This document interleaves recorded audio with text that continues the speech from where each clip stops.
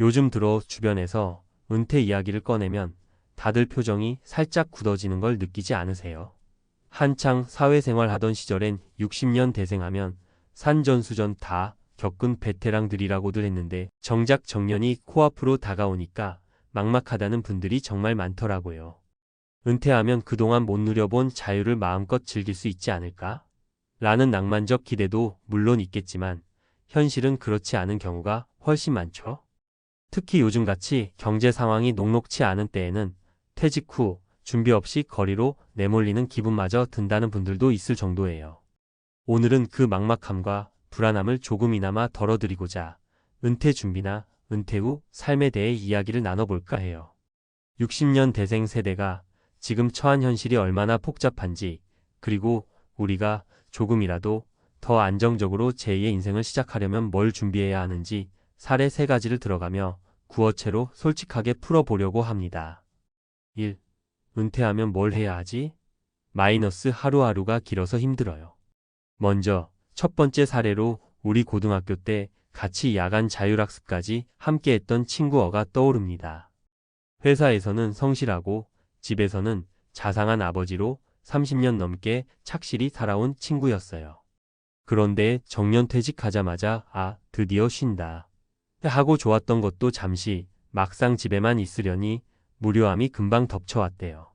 하루 이틀은 아침 늦게 일어나 TV 보고 친구들 만나서 차 한잔하는 게 좋았는데 한 달 정도 지나니까 사람도 자주 못 만나고 할 일도 없어서 우울감이 밀려오기 시작했다는 겁니다. 내가 여기서 뭐 하고 있는 거지? 하는 생각이 들면서부터 저녁에 가족들 맞이할 때도 표정이 어두워지고 아내와 말다툼이라도 하면 내가 지금 무기력해서 그렇구나 하고 스스로 자책하게 되었다고 하더라고요. 어의 이야기를 듣다 보니 은퇴 후 가장 큰 문제 중 하나가 바로 시간 관리와 정서적 공허함이라는 점이 느껴졌어요. 진짜 의외로 할 일 없는 시간이 많으면 그게 괴로워집니다. 무엇보다 우리의 정체성이 회사원이든 직장인이든 일을 하는 사람이라는 데 맞춰져 있던 경우가 많으니까요. 어떻게 대비해야 할까? 취미활동 미리 찾아두기. 은퇴 전에도 주말이나 휴가 때 할 수 있는 취미를 미리 즐겨보는 게 좋아요. 시간이 남아도는 상황에서 갑자기 뭔가를 찾으려면 어려울 수 있거든요. 일정한 루틴 만들기. 은퇴 후에도 아침에 일어나서 가벼운 운동을 하고 일정 시간에 집안일을 하거나 친구와 약속을 잡는 식으로 루틴을 만들어두면 무기력증을 덜 수 있습니다. 커뮤니티 참여, 동호회, 봉사단체, 시니어 커뮤니티 등 다양한 모임에 참여해보세요. 은퇴 후 새로운 사람들과 교류도 하고 정보도 얻을 수 있거든요. 2. 경제적 부담은 어쩔 거야? 마이너스 괜찮겠지 했다가 큰 코 다쳤어요. 두 번째로는 제 선배 B의 경험을 말씀드릴게요. B 선배는 60년대 중반생으로 전에 대기업에서 꽤 좋은 직책에 있었다가 작년에 은퇴했습니다. 퇴직금도 좀 받고 그동안 모아놓은 돈도 어느 정도 있어서 몇 년은 괜찮겠지 하고 안심했다고 해요. 그런데 막상 은퇴 후 1년이 지나 보니 생각보다 돈이 너무 빨리 줄어들어서 깜짝 놀랐다고 합니다. 퇴직 후에도 고정 지출이라는 게 계속 있잖아요. 생활비, 각종 보험료, 가족들 지원 자녀 결혼 자금, 교육비 등 같은 비용은 오히려 은퇴 전에 미리 똑똑하게 준비하지 않으면 갑자기 확 몰려올 수가 있죠.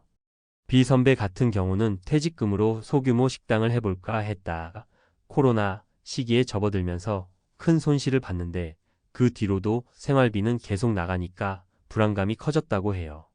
또 막상 창업을 한다 해도 나름 회사에서 오랫동안 일했다고 해서 사업을 제대로 운영하기란 쉽지 않습니다.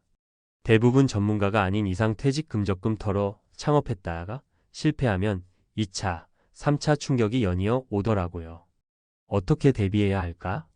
재무 계획 세우기. 은퇴 나이가 가까워지면 재무상담사나 관련 전문가와 상의해보는 것도 방법입니다.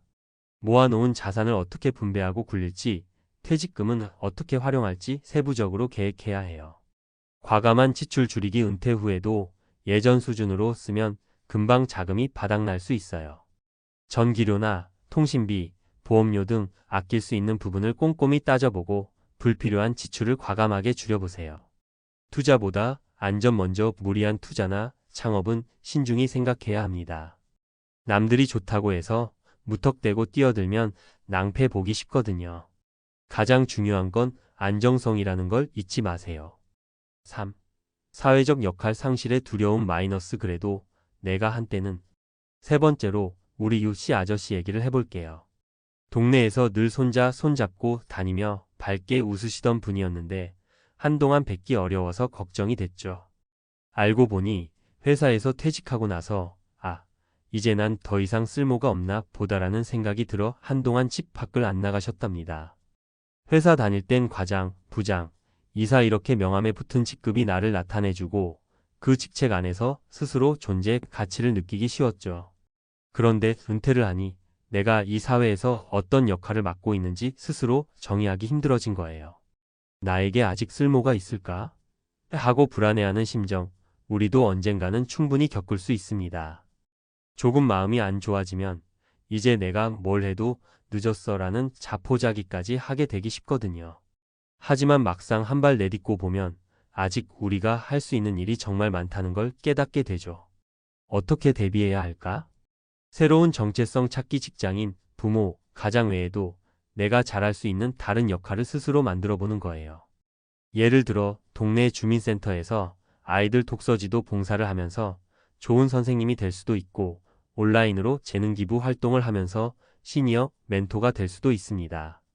자신의 경험을 나누기 60년 대생들이라면 몇십 년씩 쌓아온 노하우가 있잖아요. 이걸 문서화해서 블로그나 유튜브에 공유하거나 지역 커뮤니티에서 강의를 해보면 나는 아직도 할 수 있다는 자신감이 생길 거예요. 사회적 관계 유지 나이가 들어도 계속 새로운 사람들을 만나고 또 예전 동료들과도 교류를 이어가는 게 중요합니다. 그 안에서 얻는 심리적 안정감이 큰 힘이 되거든요. 마무리하며 자, 이렇게 세 가지 사례를 통해 알아봤는데요. 솔직히 말씀드려서 60년 대생의 은퇴는 단순한 회사 생활의 끝이 아니라 인생 2막이 본격적으로 열리는 시작점이죠. 하지만 준비가 안 되어 있으면 그 시작점이 너무나도 불안하고 낯설 수밖에 없어요. 무엇을 하며 시간을 보낼지 미리 고민하지 않으면 무기력과 우울감에 빠지기 쉽고 경제적 계획이 부족하면 돈 걱정이 발목을 붙잡고 사회적 역할 상실에 대한 두려움이 자기 자신을 올가매게 됩니다. 그래도 안 될 거야 하고 미리 포기하기에는 아직 너무 이릅니다. 우리에겐 수십 년의 경력과 인생 경험, 그리고 여전히 왕성한 에너지가 남아있잖아요. 건강 관리만 잘하고 내게 맞는 활동이나 직업을 찾아서 꾸준히 준비해 나간다면 퇴직 후에도 충분히 의미 있고 보람찬 시간을 보낼 수 있습니다. 가장 중요한 건 혼자 고민하지 말 것이에요. 비슷한 고민을 하는 친구나 선후배, 가족 또는 전문가와 함께 머리를 맞대고 정보를 나누고 생각을 나누다 보면 의외의 해결책이 툭 튀어나오기도 합니다. 또 실무 경험과 노하우를 필요로 하는 곳에선 시니어 인재를 환영하기도 하고 경험을 나눠주면서 새로운 커리어를 만들어 가는 사람들도 많아지고 있어요. 우리는 지금까지도 그래왔듯이 또 한 번의 파도를 넘어가야 합니다. 나이 들었으니 이젠 끝인가? 하고 좌절하기보단 은퇴는 준비 없는 끝이 아니라 새로운 시작이라고 생각하는 게 좋을 것 같아요. 막상 시작해보면 생각보다 훨씬 즐겁고 의미 있는 길이 펼쳐져 있을지도 모르잖아요. 그러니까 너무 겁먹지 말고 조금씩 천천히 우리에게 맞는 길을 찾아봐요. 인생은 길고 우리가 못할 일은 없으니까요. 오늘 이야기가 조금이라도 공감과 위로가 되셨길 바랍니다. 우리 모두 은퇴 이후의 삶을 좀 더 계획적으로 즐겁게 보내자고요. 모두 화이팅입니다.